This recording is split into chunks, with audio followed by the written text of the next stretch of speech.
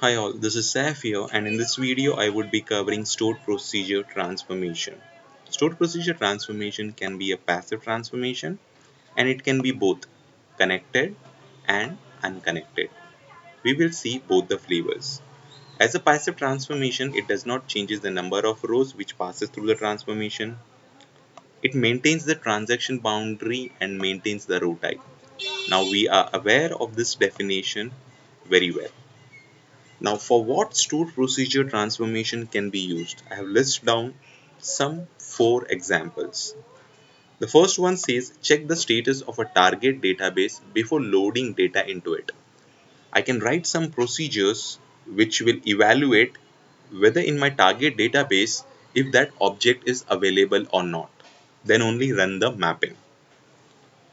If the object is available, again I want to check is there any enough space in that database so that the data which is coming in millions of records from my source, will that accomplish or all the data would be written, so I can write a procedure for that also.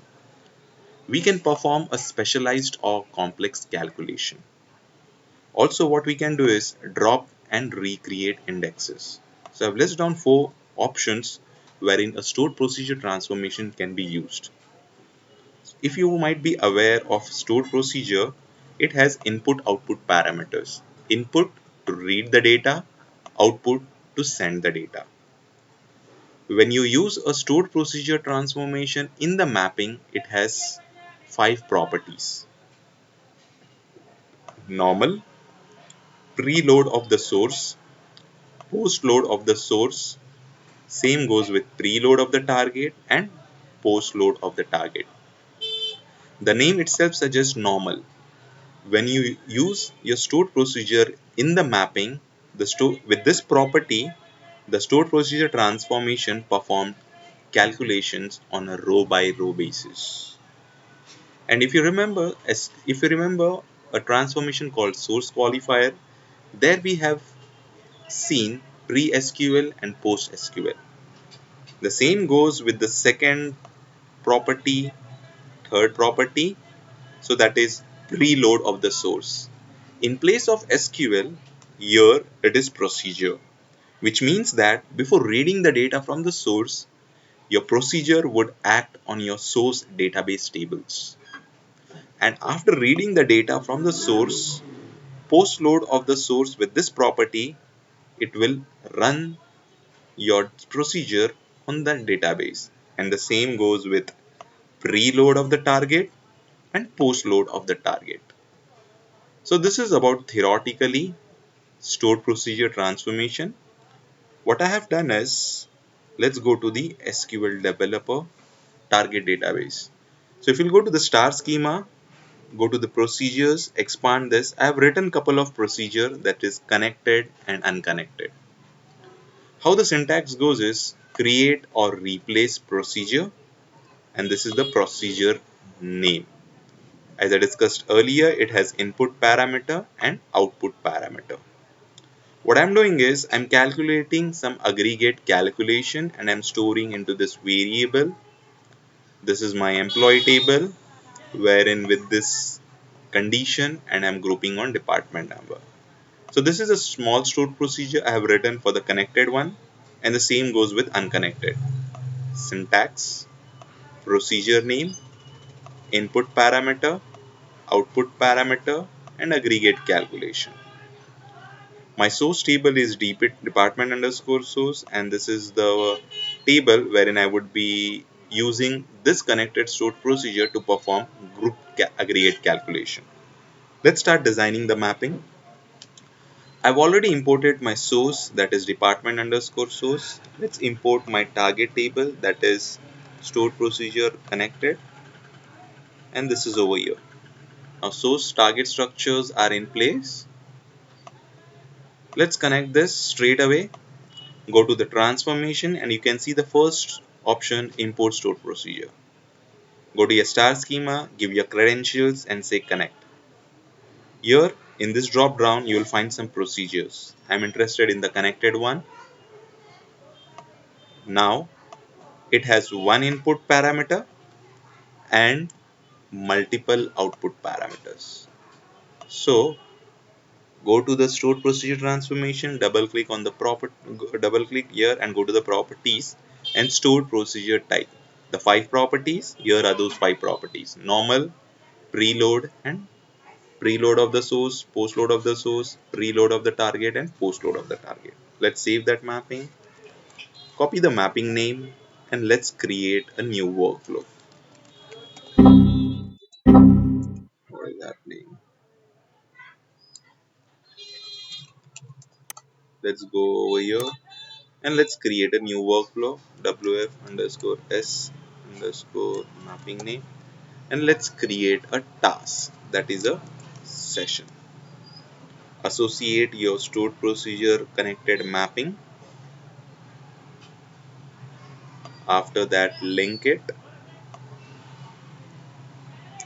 The normal routines which you give: source connection name,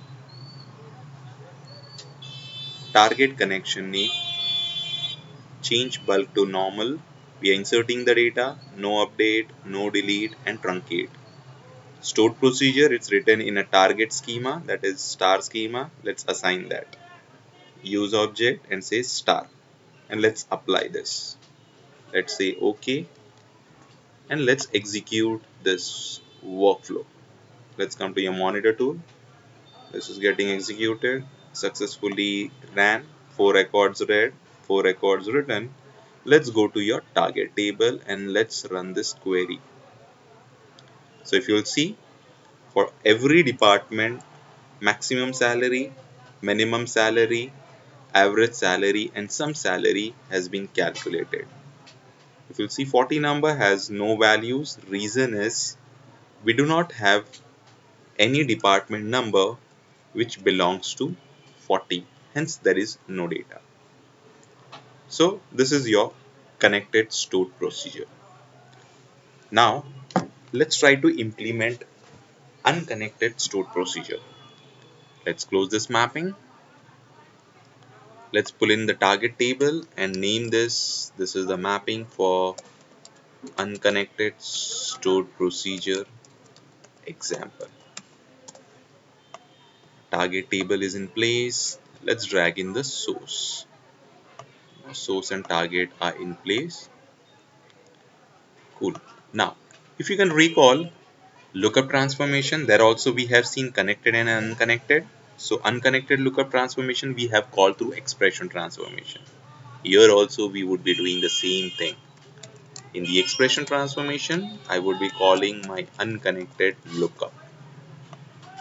This department number is coming and going straight away. Transformation import. Which one? Unconnected stored procedure. So it's in the mapping. This is the extra port which I need to return. Let's go on that port. This is my output port. And let's say this is an output port. Change the data type to double. It does not affect, but let's be precise. So if you'll see at the bottom, stored procedure, we used to give the condition. Here you need to give an extra reserved keyword variable for calling the unconnected stored procedure, that is called proc underscore result. So let's validate this, and this is validated. Let's say OK and connect this port as an output port. Save this mapping, copy the mapping name. Let's go to a workflow and let's create a task instead of recreating the session again, and appropriately assign your mapping. Oh my god, my mapping is that invalid? Mapping validate. Okay, mapping is valid. So what's the name? So what is my mapping name? It is unconnected. Okay, start with the U. I was going to S. So this is the mapping. Double click over here and the normal routines. Source is your star schema.